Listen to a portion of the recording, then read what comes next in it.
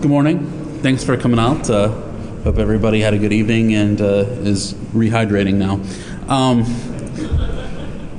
Welcome to multiplayer Metasploit, tag team pen testing and reporting. I'm Ryan Linn. I'm a information security engineer for SAS Institute, and I play around with Metasploit for fun. So this isn't my day job, but I think that it is a great time. So we're going to start off by talking a little bit about why we did this. Talk a little bit about why I think that this is a really cool thing. Talk about what solutions are out there currently. Talk a little bit about how all of the communication happens. Discuss a little bit about types of objects, and I'm actually probably going to do demos early to make sure that we get to see fun stuff first. So the reason that I started working on this is because when I was doing pen tests with other people, it was hard to organize information. You know, we have wikis, we have Dradis, we have all sorts of other things, but it all requires some good attention to detail from the people working. If you have results and you're multitasking and you don't upload them right away, you can have people waiting for data, you can have people that have incomplete data, and overall just making sure that in a team environment, especially when it is in a separate physical areas, so you may have one person testing remote, one person testing locally, or even people in different rooms in the same building, it's hard to make sure that you have all the coordination there. So it occurred to me that Metasploit has a really powerful database backend, but the problem is that it's hard to get to that information right now. Unless you're sitting in front of the console, pretty much one person can work on it at a time. So what was missing for me is I use a lot of the XML RPC capabilities, which allows you to remotely talk back and forth to Metasploit. So since there wasn't a database module, I said, okay, fine, I'll write one. So I went ahead and made it so that remotely you can talk to Metasploit, you can push data in, and you can get data out. So now that I had that part, I wanted to make sure that I had some good ways for some of my applications to talk in. So you're going to see three examples today. The first one is Nmap. The second one is going to be Nikto, and the third one is going to be Beef. So what our goal is instead of doing tasks, then when you're done uploading stuff in, what if you could go ahead and your scanners directly log the data into Metasploit? Then at that point, what you really have is you have real-time, actionable information in Metasploit. So as you're going through your process, you're not waiting on other people. You're not wondering, hey, is this information complete or not? There are programmatic things that you can do to find out whether or not someone has started a task, completed a task, what the status of the data is in the database, and as you start building profiles, for instance, most scans start at low IPs, go to high IPs. Once you have a couple of different types of scans running, you can already be looking at information from some of the first parts of the scan before the scan's even finished. So that's the basic problem. So that outlines most of that. The other piece is reporting. So two of the things that holy crap. You guys want to riot too? No. But so basically the one of the problems is once you have all this data, how do you get a delta from one test to another? So we already have all the data in the database, so programmatically it should be pretty easy to say, tell me what things are different from the time before. Also, there's no easy way to automate reporting once you get all this data in Metasploit. You can look at your hosts, you can look at what exploits ran, you can look at all that, but how do you dump out a report that says this is what I did, this is what time it was, what got me shells back, what didn't get me shells back? You're relying a whole lot on the people doing the pen test being really scrupulous about what information they're writing down. Also, if someone comes to you and says, what happened at this time, it's nice to be able to go, okay, let me look at this specific time period and say, these were the tests that we were running right then, and have all of that in a central location. So right now, I think Dratus is one of the strong alternatives to this right now. But the problem is back again to, okay, so we're running tasks, then we're putting data into the database, and then we can sort of correlate there. But it's all people having to be very diligent about, as soon as they're done getting results, making sure that things are uploaded. You don't have any real-time analysis, and especially if you have scans that are long-running scans, or scans where you have multiple pieces, it's not necessarily extremely easy to put all that back together and get a comprehensive view of what you've got. Leo, I included because it's on the Backtrack CD, so I know a lot of people are familiar with it, and it's not really geared for multi-person, it's really geared for only one person. And wikis are cool, but they're really arbitrary, so you have to be very good about having a librarian to keep all your information together. So, since Metasploit is readily accessible, I think probably everybody knows where to get Metasploit. I decided to extend the XML RPC stuff to facilitate the database transactions. And this is some stuff that Metasploit Express already does, but it does it through some other methods. So I don't have money. So I thought that this would be a good way for me to get at the same information. So I just went ahead and created a database module and then started figuring out what extra pieces I needed to add to it for it to be useful to me. So the XML RPC extension allows the central logging of all the information, but the most important thing for me is that all this information is actionable. So as far as when you're pulling vulnerabilities in, when you're doing all of the scanning, all of the information that you have available is information that you can run Metasploit modules against, is information that you can query from other applications to perform further tests. And overall, it gives you a central store of information where you can have applications pulling and pushing data out, so you can have very up-to-date information that is available to both your applications and your testers. So I'm going to, instead of doing that, start off just showing you guys some stuff, because that's a lot more fun, I think. And then we'll talk about how it works for people who are interested. So the first thing I want to show you guys is last year I released a tool called Nsploit, which allows you to launch attacks from Nmap and use Metasploit on the back end to actually perform the attack. So as Nmap is going through, Nmap can call an Nmap scripting engine script to go out, talk to the Metasploit database, and then Metasploit will launch an attack on Nmap's behalf. So along those lines, most people probably don't want to just start throwing exploits out there, but the Nmap scripting engine is very powerful.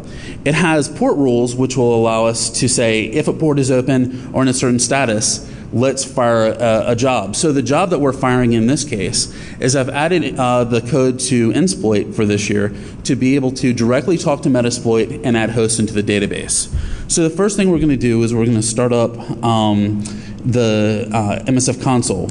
And I've created a little RC script here that starts off by connecting to the Metasploit database as the user MSF to MSF. And Metasploit is going towards using Postgres. For a while you were able to use SQLite 3, but as the product becomes more powerful, you really want to look at switching towards Postgres. And Postgres is on Backtrack, so it makes it a lot easier. So we're going to connect to our database backend using user ID MSF to the database called MSF. Then we're going to load the XML RPC module using our elite password of ABC123. And the server type function is important. For a lot of this stuff I'm going to be showing, I'm using the web version. There's also a raw version, but the server type web is important because what this allows us to do is to communicate via the server over HTTP using XML RPC. With a lot of the stuff that is out there, this makes it just really easy. If you use the traditional server, that's null terminated raw XML RPC, and so you have to write some transforms for your code. So we're just using this because it's easy and I'm lazy. So we'll go ahead and start this up, and as it goes through, you'll see the database creating objects. Actually, let me make this bigger so you can actually see the database creating objects.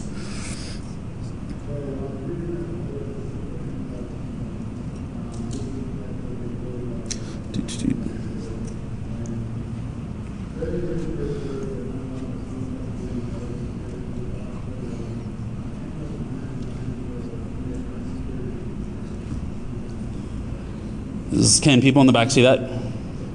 Maybe? Yes? Okay. Well, if you can't, then wave at me and I'll fix it. Let me make this one a little bit larger as well.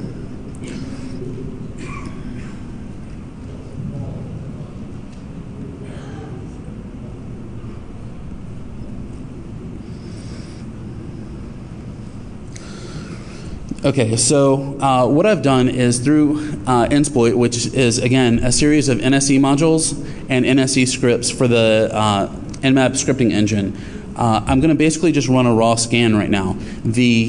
Once you have Metasploit installed, the Metasploit modules for actually adding the ports are set to run by default. So if you install it into your distribution, then it will go ahead and try to add stuff for you as it can. So we just have to do an nmap-a and type in the right address. And so we're going to just start scanning our local little network up here. So back here I have a listener for the XML RPC channel. So one of the things that you'll notice is over here for Nmap, we're actually going to have data flowing through XML RPC coming into our database before Nmap's even printing the data to the screen. So we're going to have more up-to-date information in our database than Nmap is even presenting us to the screen as we're scanning. So that's, I think, one of the pluses. As you're going through a scan with Nmap, especially for longer stuff, you're going to have data that is actionable in your database before any of this other stuff has happened. So there's Nmap sending all of the wonderful goodness into the database. And you can see that it hasn't actually printed anything to the screen yet. So we now have hosts that we know about, and we're just now seeing some output to the screen. So I'm going to let this go for a second while I talk about the next part. The next thing that I wanted to do was to be able to get some vulnerabilities in, to be able to really talk about, to really get a better picture of how all of this stuff was fitting together, to be able to look at a whole host and figure out what vulnerabilities and what other actionable information we have. So I chose Nikto because I do a lot of web stuff and created a new report type for Nikto that would allow us to, as Nikto is scanning, go through and add vulnerabilities to the database. So now that we're done with the Nmap scan, we can look at our hosts, and we have all of our host information. And we have our services, and we can look at all of that information. So as part of the scan, we discovered that we have a server here that is listening on port 80. So let's go over to Nikto and look at exactly what vulnerabilities that might have.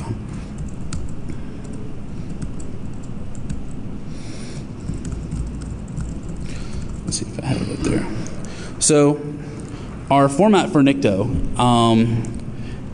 is right here. Basically what we have done is we've created a new reporting format. So I'm going to be releasing all this code on Monday on my blog, but the new format requires just a little patch to Nikto and will hopefully be in the distribution coming up within the next month or so.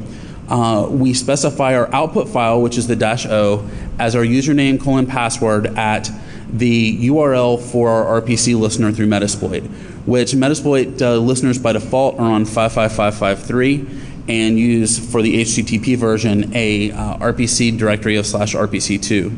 So we choose our host, the 192.168.1.254, and we'll just watch it start scanning, and then we can look at that information going directly into the database. So with this, with Nmap, it has to do a little bit before it actually starts running scripts. So as it is actually doing the port scans, we're not getting that data back, but as soon as Nmap starts the script portion of its scan, then it will put data into the database during that portion. With this, it starts pretty early, so we already have vulnerabilities in our database. So as it continues to add, we can see that number increasing. One of the important things to note about this, though, is if you notice, there's not a whole lot of data here that's very meaningful. And the reason is most of the time when people are using Metasploit, they're looking at the vulnerability references, because that's what gets you the exploit modules that you can use to further gain access to hosts. So The thing is all of this data is actually stored in the database. So we're actually going to be able to get more data out of Metasploit than what is traditionally printed to the screen through some of the reporting capabilities that we have. So as this goes through, we now have all of our vulnerabilities pushed in. And as you can see, we have a couple different vulnerability references. So the next thing that we want to do is look at how to use this for reporting. So right now we have some hosts in here, and if we want to get a full picture of what's going on, we can look at DB hosts and say, okay, we can find our host and it's alive, and we know when it was added, and we can go over to DB services, and we can say, okay, so let's match this up with the information that we have. And then we go over to DB vulns, and okay, so that's not necessarily the easiest way to get to all this. So instead,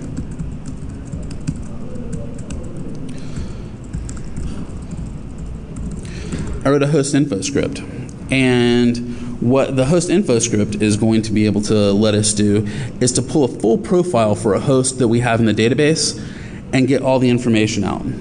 So there's 4 sort of core pieces of information that Metasploit stores about hosts. We've got the host information itself, which is like when the host was discovered, if it's up or not, all of that stuff. Service information, which is the basic stuff we get back from Nmap, what services are, whether or not they're up, all that goodness. We have vulnerabilities, which are pretty much a map host and service to a vulnerability type, and store a little bit of extra data on that. And then notes, which are sort of general purpose storage, and you can put pretty much anything in a note that you want to retrieve later. So the host info script that is going to be in the source that I distribute is going to be able to pull the full listing of everything that's in the database about a specific host. So let me go ahead and change this up to be the host that we were actually scanning. And so we basically specified the username and password for our XML RPC destination, and the IP address we want information for. And so this is just some quick and dirty Python, and I'm going to go over how the code works in a couple minutes. But so from here, we have all of our basic information. We've got the basic Nmap information about when the host was first discovered and last discovered. And so this is important for if you've run multiple scans or something like that, you can see which scan something went in as. The port information about what ports were found. And you'll notice there's no OS listed here. Typically, if you have a couple ports open, a couple ports closed, then you'll get some OS information, but there weren't enough ports open to identify the host for sure, so I don't include it here.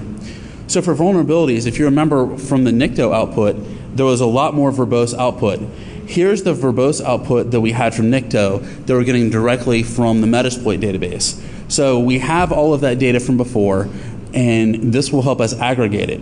So where this is valuable is you have multiple pen testers working on multiple things, and so each person's probably concentrating on 1 or 2 things at a time.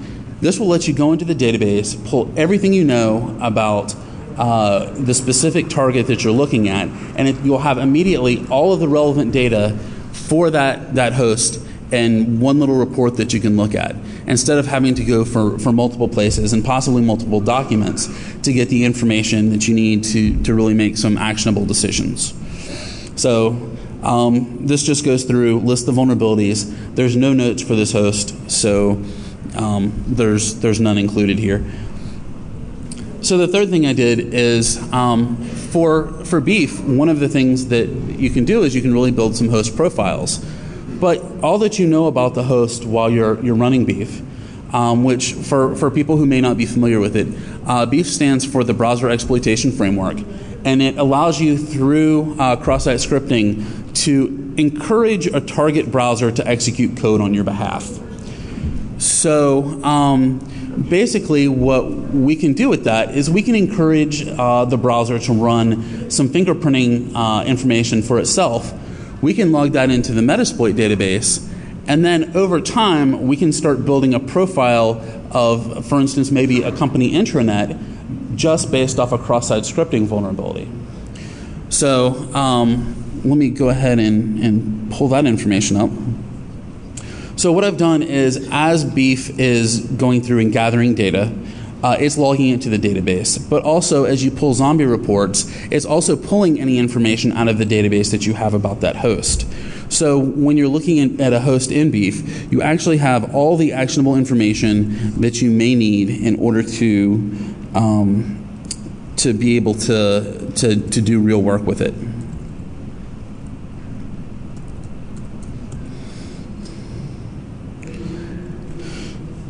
So this is the front end for Beef. Let me go ahead, and I've got a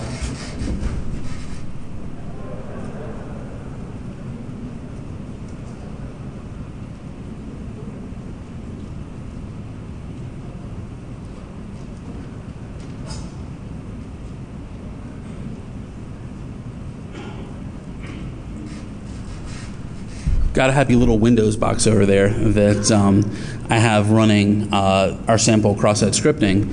And so as you can see, we just had a zombie pop up. So to start off with, just for basic information, we can go into our zombies and we can pull everything we already know about this host. So to start with, this is all of the basic stuff that Beef normally logs, information about what the browser is, what the operating system is, resolution, all that good stuff, and a little bit of information about the page it's on. So all of this information is now logged into Metasploit. So offline, we can get to all of this stuff. But also, more importantly, for instance, if you have a couple people who are accessing the company intranet page, you may be able to tell a lot more about what's going on with the company just based off this portion right here, which is the HTML that was on the page that had the vulnerability itself as the person who was looking at it. So you can get a whole lot more information, especially if maybe you're looking at testing an HR app or something like that. You could really have the potential of maybe mining more information and showing that maybe the HR app has vulnerabilities by actually showing people what each person was looking at on that page. So now you have all of this delicious information, and you want to go ahead and further gather information about a host. So we can click on our zombie, go into our standard modules, and find out if it's got Java or whatever. So we'll select it, send now to determine whether or not the host has Java installed. You'll see over here that module code was sent and that Java is available. And when we come back over here to our zombies, we can see that it is both here in our module results, but also here in the Metasploit information. But you can also come back over here and see we now have a bunch of notes about that host. So all of this is pulling it back and forth and really merges things together. So again, for the Beef portion, if we were to have an internal host, drop a little bit of JavaScript on it as some stored cross-site scripting, then we can really build a large profile of an organization and what types of browsers they're using. Through the auto-run plugin portion of Beef, we can start profiling what applications are installed in the browser and things like that. So I guess if you're interested in doing maybe further social engineering or further testing, you have a better idea of what software may or may not succeed. So this will let you build a much stronger profile of an organization from a different perspective than what your typical scanning gives you. So the last demo I want to do is, so right now we have some vulnerabilities, but most people are not going to want to just do Nikto. Most people are going to want to run Nessus or Qualys or something like that. Metasploit already supports a couple different file formats, including Nexpose, Qualys, Nessus, and I think there may be one or two others. But remotely, it's not easy to push that data back into the database. So I wrote a quick script to just take a file that we have from Qualys or Nessus or whatever, and go ahead and insert that into the database so that we have all of our data in one place. And again, all of this stuff, right now I'm doing it locally, but the whole point of this presentation is You can actually do this multiple people from multiple locations and have this all centralized back to a central place. So multiple people are doing this. You don't just have to be able to do it from localhost. So we're going to come back over to this window. And so I have this import file script, and I have some happy little NBE files. So pretty much for import file, it takes the same stuff as the host info does. Our XML RPC location,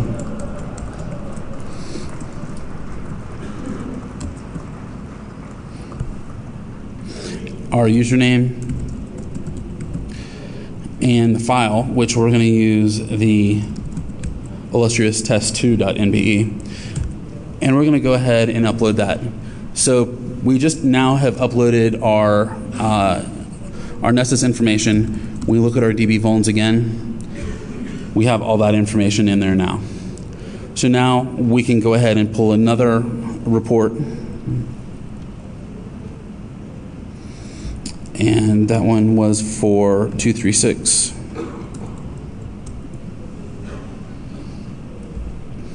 And so now, based off that Nessus data that we had, which was completely different than the Nmap data, we now have all of the same information that we were able to get before. So that really allows everything to come together nicely. So at this point, I'm going to talk about code and how it all fits together for people who are interested. There's a couple different types of objects that are involved here. The first is workspaces. Workspaces sets a chunk aside for the project that you're working on. Where workspaces become nice is if you are doing a pen test of the same company multiple years in a row, then you may be interested in pulling your database from last year for the same thing, opening a new workspace, and then as you're looking at changes between the 2 years for things that have hopefully improved, then you can compare the two workspaces programmatically to be able to determine what has changed and what hasn't.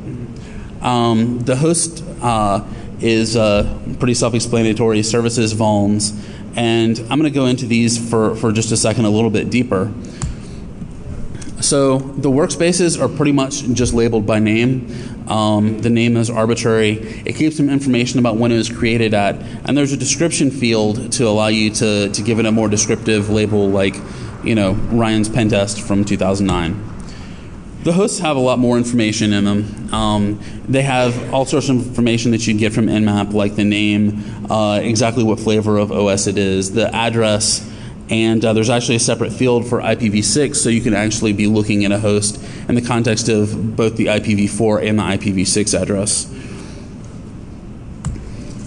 The services, each service maps to a host, and it includes just the port, the protocol, the state. It also has some name information about what that service is, and you can also drop in some extended information, for instance, full banners and stuff like that you can pull back later. The vulns is actually a relatively small table. It has a reference to a host and a service. You have the name of the vulnerability. You actually have references for OSVDB or CVEs or whatever that relate to that. And then you have an info block where we are storing all of that extended information about the full text of vulnerabilities. So notes are pretty cool, because if you have something that's not a vulnerability but you want to keep track of it, you do that with notes. So notes have a note type, which is essentially arbitrary. If you are developing something new, you want to keep track of it, you can create your own note type. Notes pertain to services and hosts. You can have critical, whether or not it's been seen before, and then it has a data block. And you can store pretty much anything you want to in that data block. Most of the time, objects are stored, so you can actually store information, extended information about what you found. So for instance, if you're storing information about maybe vhosts that you found on a server, you can actually include an array of vhosts in that object and have all of that accessible when you go through and pull your reports. Events are important to figure out what's going on the system. Every time you type a command, an event is logged. So you have the host that it came from, the name, whether or not it's been seen, username, and then the extended info talks about what really happened. So if you have multiple people acting on the database, you're wondering who's doing what, whether or not a scan is started or finished, you can be logging the event information when the scans start and finish and tell real time what the status is and what people are working on. So then we have fat loots.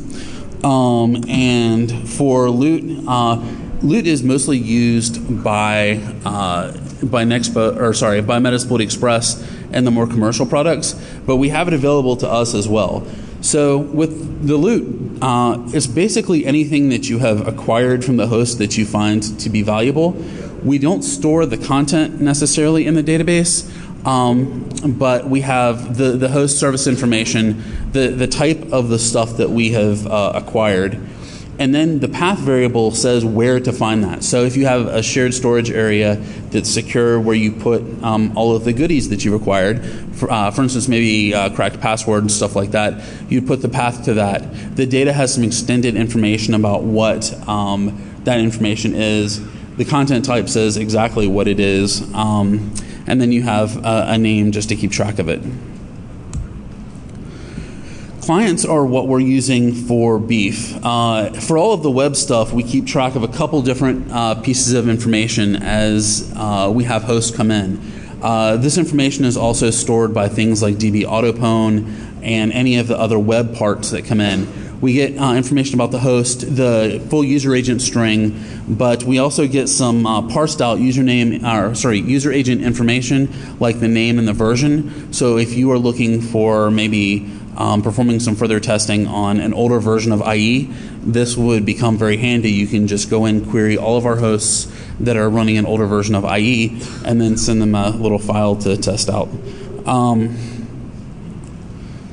For users, the user information isn't always directly visible, but we can view it. It is created automatically. There's a plugin that will allow you to get to it from the console, but through XML-RPC we can get to it regardless. So we can store data here even though Metasploit itself is not storing data here. As we go through and we acquire some credentials, we have the ability to log all of that here for action in the future. And this is especially valuable if you're doing things, for instance, you're wanting to do some pass the hash or things like that. We've got all of the tokens here and things like that we can store to be able to further gain access on the network. So I have a little bit more time, so I'm going to actually go into some of the code itself at this point. The code for a lot of this is fairly simple. I'm using Python because Python has an XML-RPC module that facilitates working with this stuff very well. So I'm going to start off by looking at just the host info stuff. So for host info, all of this stuff up top is just parsing options. So basically, from the options that get passed in, we need a server URL that we're going to connect to. We need the username and the password to authenticate to XML-RPC. So for XML-RPC, there's a couple pieces of information that are really good to know when you're writing applications. The first is after you authenticate, you're given a token. That token is good for 15 minutes, and any subsequent requests that you make, you pass in that token. After 15 minutes, then you won't get anything back except for errors from Metasploit. So you have to make sure you're renewing your tokens every 15 minutes. I occasionally, when I've done stuff because I've had slowness and things like that, ended up with tokens appearing to be expiring before the 15-minute mark. So typically when I'm writing stuff, I renew my tokens at the 10-minute point. So right here, we are opening up RPC connection into the Metasploit server. Then we call the auth.login function. And the auth.login function, we pass our username and password, we get back our token. If the result from that, pretty much all of the calls come back with a result if it is a thing that you're asking it to do. If you're asking for data, you don't get a result back, you just get data back. So since we have a result back, we know that we were successful, and then we take the token from that, and we're going to use that for the rest of the stuff that we do. After that, we define our workspace. If we're looking at a specific workspace, then we will go ahead and assign that to our extra options. And after that, we just start asking for stuff and printing it out. So the get host says get all of the hosts that we specified on the command line. And then after that, it's just a matter of enumerating through and printing stuff out. So for services, we just drop into a loop and print out each piece of the object at a time. So it's not overly complicated. Probably as you're going through, there's not a lot of documentation on exactly what's being returned right now. There's a wiki page in Metasploit, which I'm going to start updating as soon as this makes it into the trunk with what information is returned back from which pieces, so that there's some good reference for that. As far as the other functions go, for XML RPC and the documentation subdirectory, there's an XML RPC.txt that has a list of what you pass to each one of the functions. So, sorry, this is a little bit a pain to read, but basically we're just iterating through stuff and printing out each piece of the object in order. So where this is especially valuable is if you want to perform further actions on stuff that you've done. So for decom.python, which I wanted to do something where I could test and make sure it's working, and decom always works on XP service pack 0 boxes just about, which is the awesome box that I've got up here. So for testing, it makes it really easy. So basically to only send it to hosts that have the right stuff listening, we specify our information about where to connect to up here.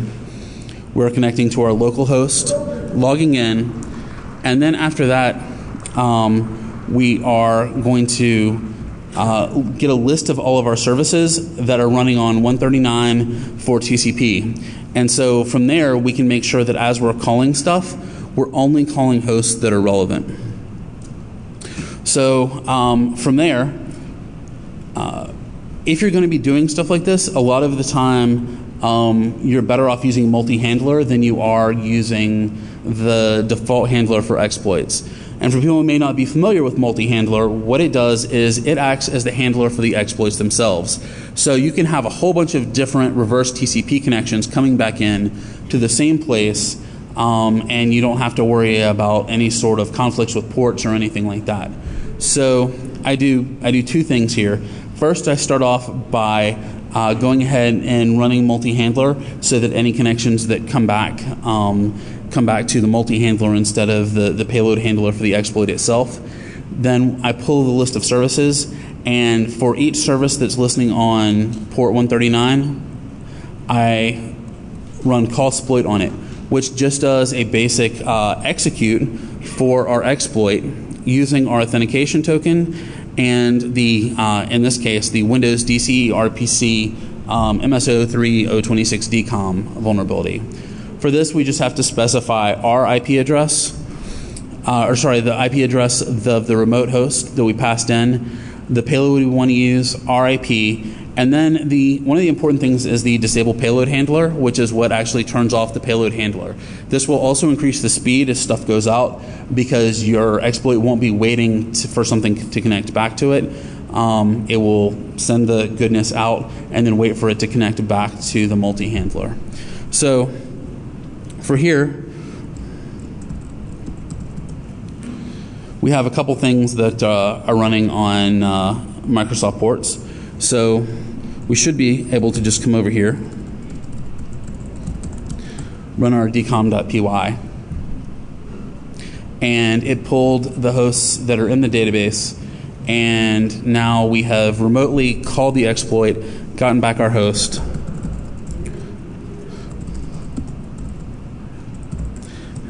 and we have all of the goodness that we may want. So with something like this and with psexec, one of the nice pieces about it is, say you have gotten one host, you have captured some credentials, and you want to look at what other hosts in the network you may be able to get additional tokens on for pass the hash. With psexec, you can go through, you can put in the credentials that you have right now, start scanning the network, and then use Meterpreter's auto-run capabilities to do further information gathering as you're going through the network. So you may want to do something along the lines of when enum, which as it connects into the host, it runs your shell, comes back, and will pretty much profile everything about the host. As this goes through, you can start looking and further elevating privileges using the information from there, but you'll also get a lot better network map as you start going through with that.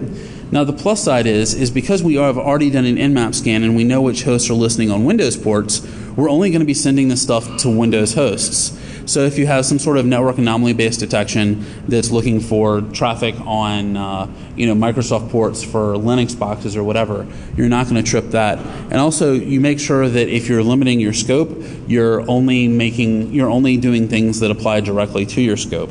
So one of the scripts that might make sense for the future, if people are interested in making sure that all of the hosts that they've scanned, the information that they may do things that are actionable on is only limited to certain ranges, is go through, look at what all's there, and then delete everything out of the database before they start going that is outside of their scope.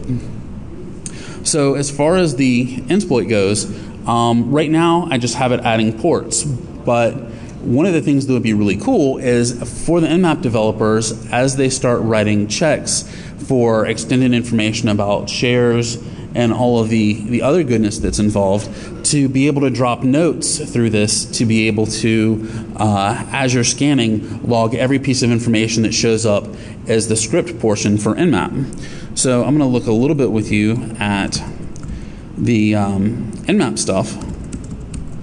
So the latest version of Nsploit will run a lot more places. It has, last year when I released it, it required an additional Lua module. Now it is straight XML RPC.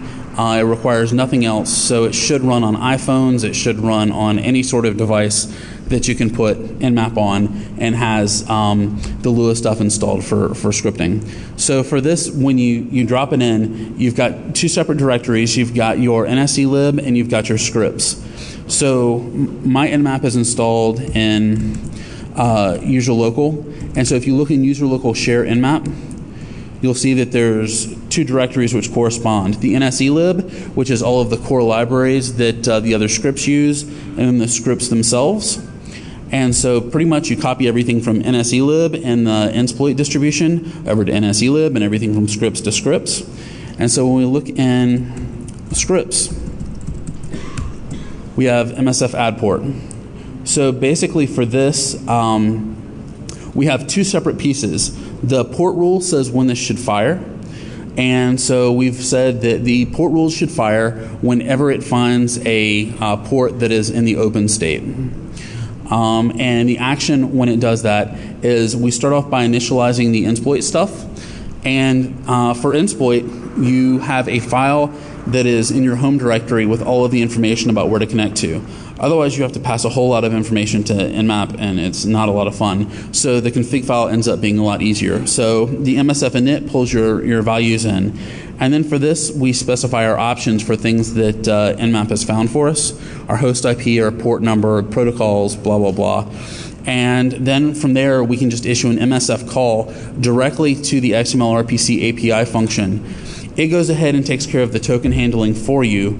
The reason for that is nmap has some storage area where we can deal with that a lot easier than any of the individual scripts can handle it. So I take care of all of that in the Nsploit library. So pretty much all you have to pass to this one is the function you want to call and the options. So this goes out, connects to Metasploit database, adds the data, and comes back. And a lot of this stuff has the ability to run in parallel.